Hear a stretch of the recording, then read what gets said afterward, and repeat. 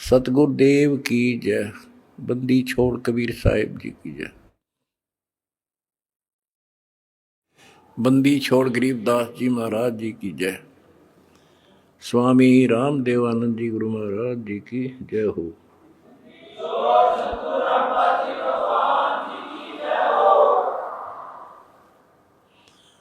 सत साहिब परमेश्वर कबीर जी की प्यारी संगत को, विश्व की सारी संगत को दास का आशीर्वाद है। परमात्मा आपको मोक्ष दे, सुखी रखे, काल कष्ट से आपकी रक्षा करे। बच्चों, आपको सत्संग से, तत्व ज्ञान से रंग दिया है, आपको परिपूर्ण कर दिया है। आज मानव एजुकेटेड है, शिक्षित है, आसानी से समझ जाता है अच्छे और बुरे को। परमात्मा की विशेष रजा है। ये साइंस परमात्मा ने मानव को दी, जिसके कारण आज ये सोशल मीडिया परमात्मा कबीर जी की देन है और प्रचार का एक नंबर का साधन यही है। हमारा भगवान पूरा, हमारा ज्ञान पूरा और समाज की सभी बुराइयों से मुक्त मेरे भक्त भी देवी देवता से कम नहीं। आज के दिन यदि पृथ्वी पर देवी और देवता हो तो आप कबीर जी के बच्चे हो। ये अब समाज को भी समझ में आ चुका है कि यदि बसना चाहते हो, सुखी होना चाहते हो, तो ऐसे बनना पड़ेगा जैसे संत रामपाल जी के बेटा बेटी हैं। बच्चों, पहली बात तो ये है कि भक्ति मार्ग जो है ये खंडे की धार पर चलना है, यानी तलवार की धार पे। कब तक? जब तक हमारा ज्ञान और समाधान पूर्ण समझ में नहीं आता। और जब ये समझ आ जाता है, इसमें आने वाले कष्ट जो होते हैं वो हमारे लिए वरदान बनते हैं। ये अब आपके आसानी से समझ में आ जाएगा। अध्यात्म की सफलता का मूल कारण है कि राज्य क्रमता राम की,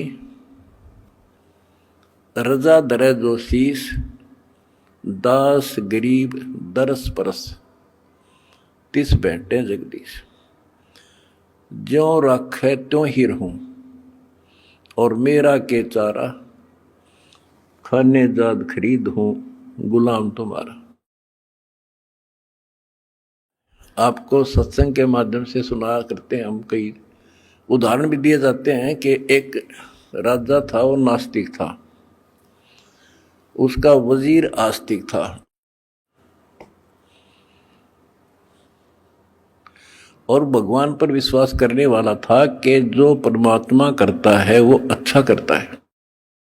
बहुत अच्छा हुआ। एक बार राजा अपनी तलवार को की धार चेक कर रहा था, खड़ा खड़ा। आसपास और भी मंत्री थे और वो आस्तिक मंत्री भी खड़ा था।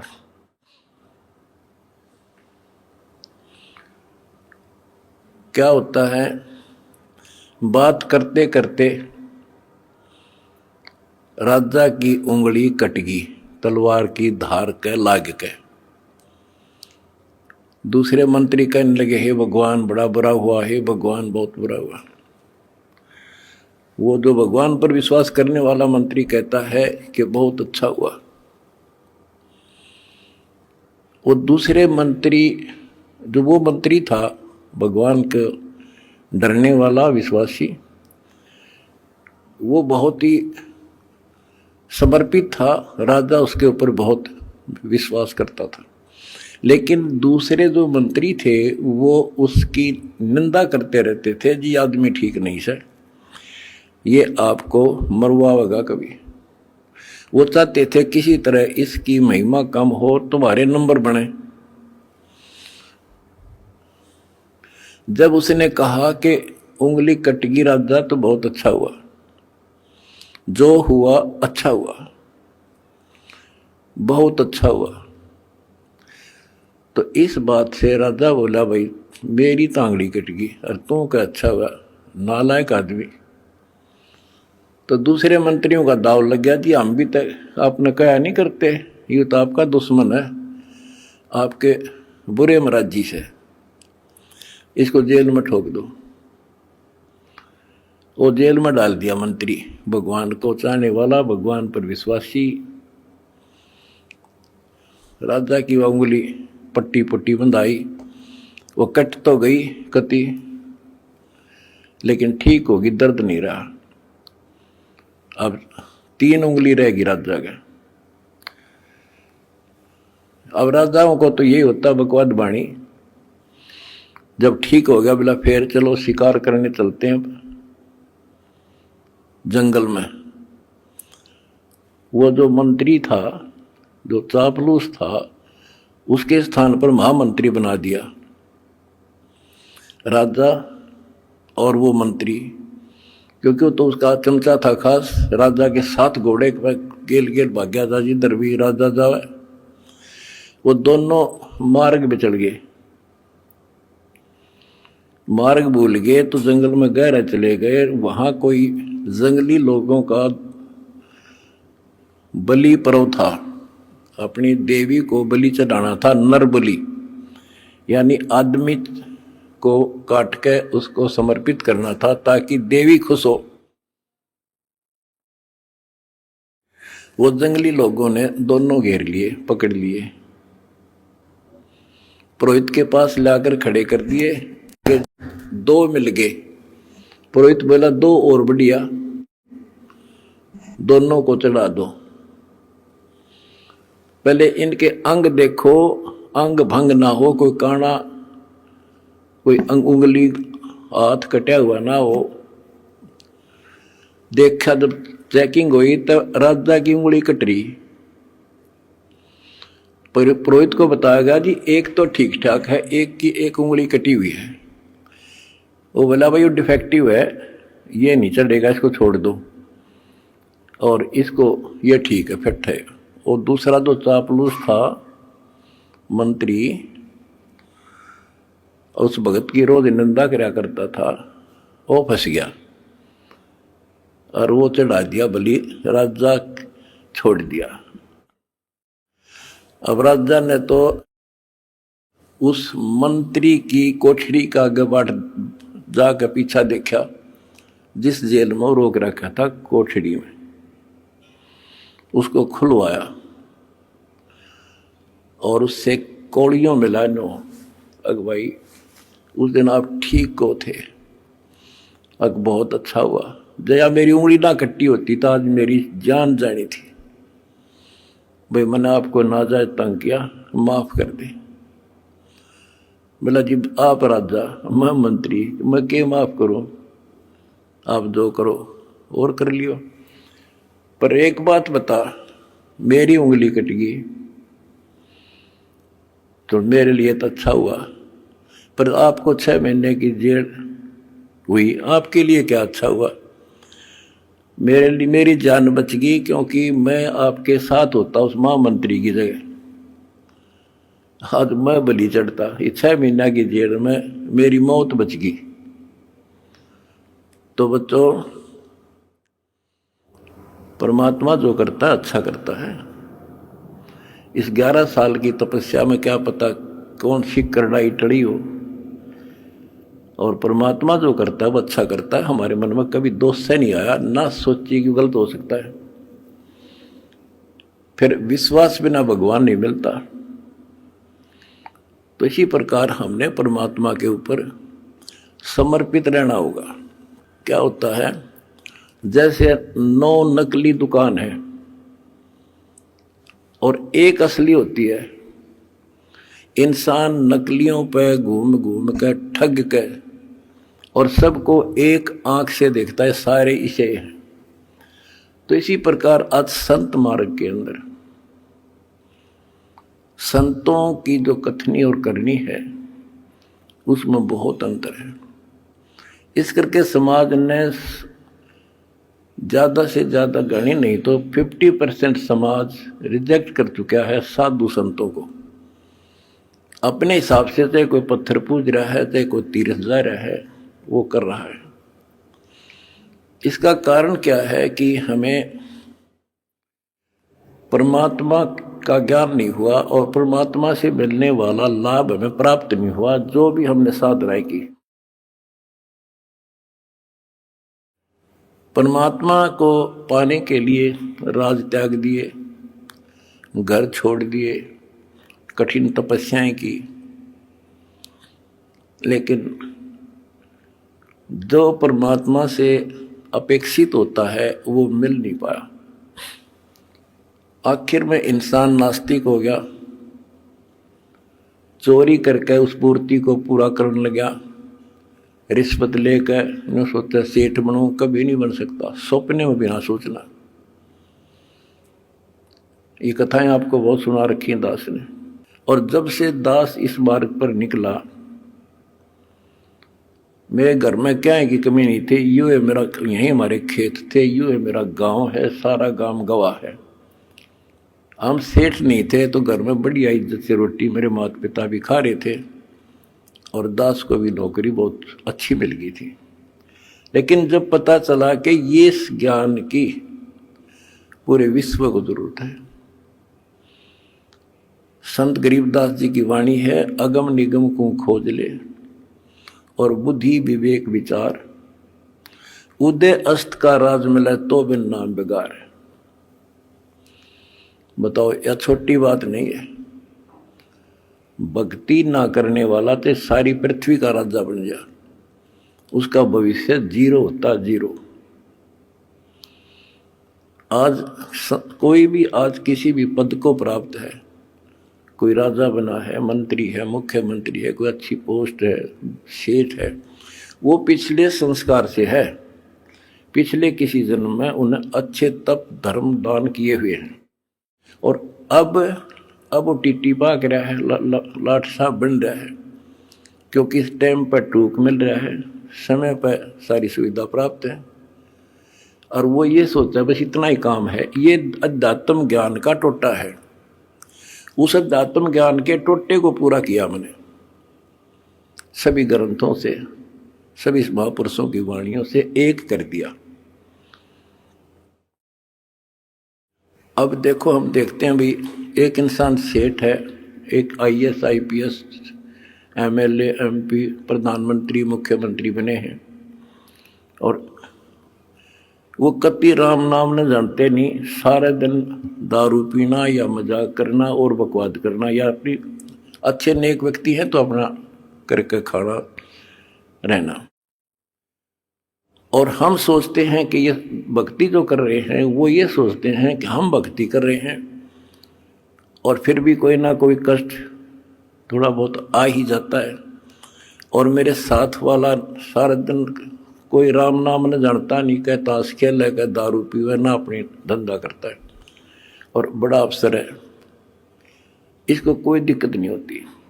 तो ये ऐसे समझना होगा आपने, जैसे इन्वर्टर की बैटरी है, वो चार्ज कर दी और इन्वर्टर है नहीं, फिर हटा दिया, तो जब तक उसमें वो कैपेसिटी है उसकी, वो चलेगी और पंखे भी चलेंगे, कूलर भी चलेगा, लाइट भी जग रही होगी।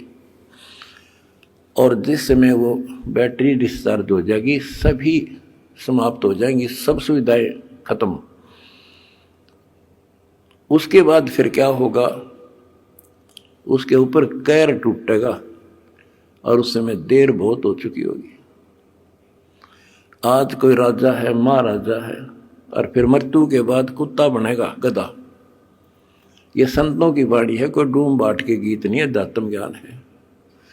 फिर पीछे तू पसवा कीजिए, गद्दा बैल बनाई, ये 56 भोग कहाँ मन बोरे, कि तक कुरली चलने जाए। एक थोड़ा सा दिमाग तक काम ले ले इंसान तो कर्जा पाट जा। आज सारी सुविधाएं हैं, समय पर सब मिल रहा है, और मृत्यु के उपरांत क्या होगा, कुत्ता बनकर धक्के खागा।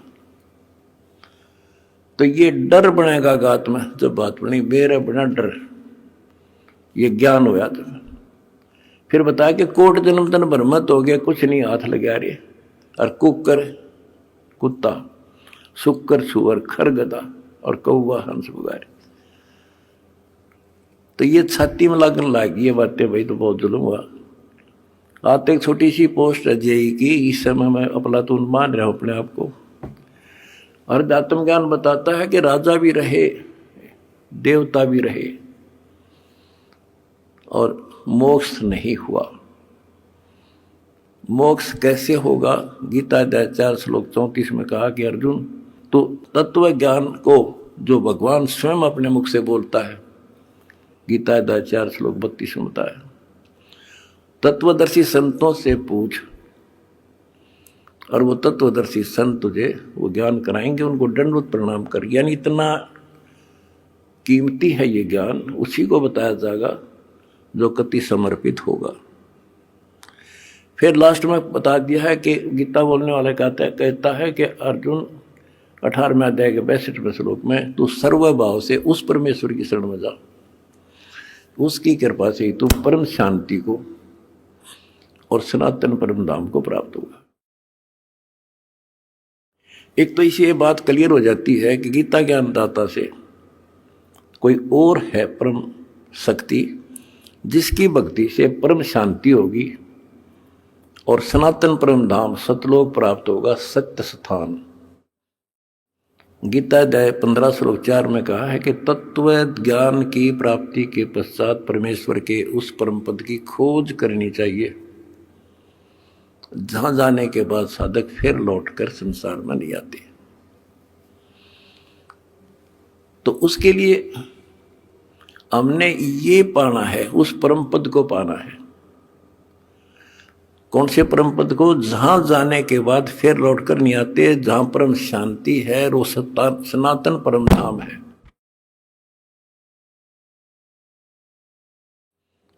तो वो कैसे प्राप्त होगा, वो तो तत्वदर्शी संत बताओगा। वो गीता के अंदर वो ज्ञान पूरा नहीं है। अगर गीता जी में ज्ञान पूरा होता तो लिख देते वो एक चैप्टर और, कि उस चैप्टर में पढ़ ले जो मैं उस परम अक्षर ब्रह्म की प्राप्ति का जो ज्ञान है। तो इसलिए वो तत्वदर्शी संत आज ये दास है।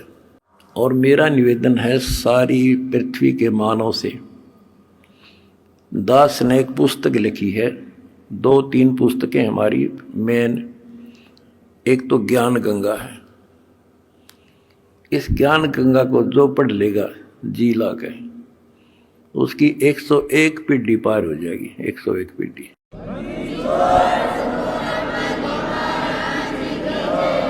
ये सारा ज्ञान कति मेरी आत्मा समझ लेना हो, ज्ञान गंगा ऐसे गजब तरीके से तैयार कर रखी है। जब इंसान होगा निष्पक्ष भाव से पढ़ लेगा, वो और बताता फिरेगा। इन देखते तो है नहीं, हाहाकार मचाते हैं, इसमें ये लिख दिया वो लिख दिया। एक भी उस पुस्तक में बगैर शास्त्र प्रमाण में शब्द नहीं बोला। अगर उसमें जो लिखा हुआ गीता से, वेद से, पुराण से, कुरान से, बाइबल से, अगर उसमें गलत है तो फिर वो आपकी पुरानी पुस्तकें खराब हैं। लेकिन पुस्तक गलत नहीं, हमारी बुद्धि खराब है, हम समझ नहीं पाए। दूसरी पुस्तक है जीने की राह। उस जीने की राह पुस्तक पढ़ के करोड़ों भक्त सुधर गए, बच्चे छोटे छोटे भी। वह ऐसी गजब समाज सुधार की पुस्तक है। आज ये लिव एंड रिलेशन का जो आग लाग रही है लव मैरिज की, इस पुस्तक को पढ़कर कोई ना तो लव मैरिज करेगा, और ना ही लिव इन रिलेशनशिप में रहेगा, ना बुराई करेगा, ना समाज के अंदर एक देवता बनकर रहेगा। ऐसी गजब की पुस्तक है। और हम फ्री में देते हैं, कोई लालच नहीं। कोई मैंने सोचे भाई रामपाल अपने कोई लालच कर रहा होगा, ये समाज ने पता चल गया मैं लालची हूं कि ना हूं। मैं केवल परमार्थी हूं और परमार्थ की ट्रेनिंग मैंने अपने बच्चों को दे रखी है।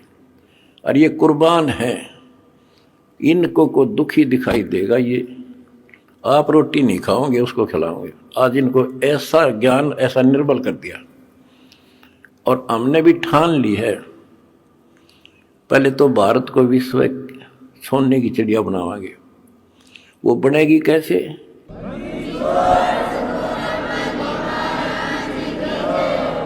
जीने के लिए अन्न की आवश्यकता है। अन्नदाता किसान है और किसान की कांच काट रखी। अब हम सबसे पहले मजदूर और किसान का डट कर साथ जाएंगे। कोई आपत्ति आवेगी या किसी को वैसे को किसी कारण से और समस्या आती है, या मजदूर को, ये दो ही हैं जो आज दुखी हैं। और तीसरी बात होगी, अगर ये नाम से जुड़ जाएंगे तो हमारा काम हल्का हो जाए। भगवान सीधा कनेक्शन देगा, सीधा लाभ देगा। अब भगवान कहते नाम क्या करता है, भगवान क्या करता है। जैसे शुरुआत में हमारे गांव में लाइट बिजली नहीं होती थी,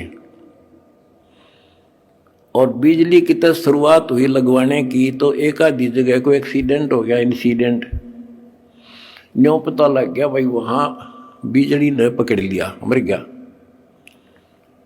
तो उससे और डर बन गया लोगों के। हमारे गांव में बिजली की शुरुआत हुई, मैं जब जेई लगा ही था तब तक हमारे घर में बिजली नहीं थी, सन 1977 तक। और ना नीयत थी लगवाने की। तो मैंने आके, अपने एक दोस्त था मेरा यहाँ, वो बिजली का काम करता था, कुछ लोगों ने लगवा ली थी गांव में भी। मैंने उसको कहा भाई तो घर वालों से कह तो सामान ले आ, मैं सामान दे दूंगा, बता कितना सामान क्या फिटिंग का इसमें पैसे लगेंगे। उसने बताया 1200 रुपये लगेंगे, मैंने दे दिए। वो सामान लेकर घर आ गया, मैं चला गया ड्यूटी पे। और वो बोला भाई, मेरा ताऊ ने बोला, तुम्हारा उम्र में छोटा था, उनने एक चाचा था, मेरा ताऊ बाबू फादर का भाई लगे, बोला भाई थारा बिजली लानी है। वो बोला तो अपने माँ बाप का ला ले बिजली, भाग जाड़ा की तो बकवास करे तो मारे क्यों लाओ बिजली, तू अपने ला ले। यानी बिजली को इतना गलत समझते थे। जब तो मजाक चल रहा था उनका, फिर माँ आ गया सामने, तो वो बोला भाई, और ने बोले थारे घर वाले, तो बोला तुम अपना ला लो इस बिजली ने। वो बोला कोई बात ना, इन बेरा को ना तू फिटिंग कर दे। फिटिंग करवा दी, कनेक्शन ले दिया, मोटर लगा दी। पहले हाथ से काटा करते नो सानी, और मेरी माता ने पीछा करती 2-2 घंटे 2 किलो वाचा किलो दी। जब उनके सामने वह लाइट चली और मोटर कट्टा कट सानी काट दी, फिर ने बोले भैया तो भूला लाग रही थी तो पहले लवानी थी। तो बच्चों इसी प्रकार और परमात्मा की पावर का कनेक्शन है जो आज दास एक लाइन में मिलकर आपको दे रहा है। जिसका यू लाग जाएगा कट्टा कट काम होगा आपका।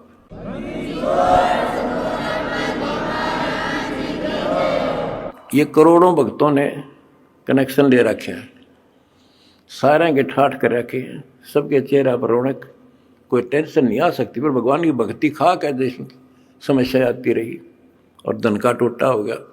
तुमने इतना दान कर दिया कि आज देख कितने लाखों दुखियों का दुख दूर हो रहा है तुम्हारे दान से। और वह जब भगवान का जुड़ गया तो सीधा कनेक्शन उनसे भी हो जाए। भगवान को रिश्तेदार थोड़ा किसी का हो, तो सबको देगा, सबके साथ एक जैसा व्यवहार है। बिजली ने कोई लगवा लो अपने पावर को, फुल काम करेगी, पर उसकी मेंटेन, उसको सारी उसकी जो है मर्यादाओं का पालन करना होता है। गलती कर दी तो वह नष्ट भी कर देती है।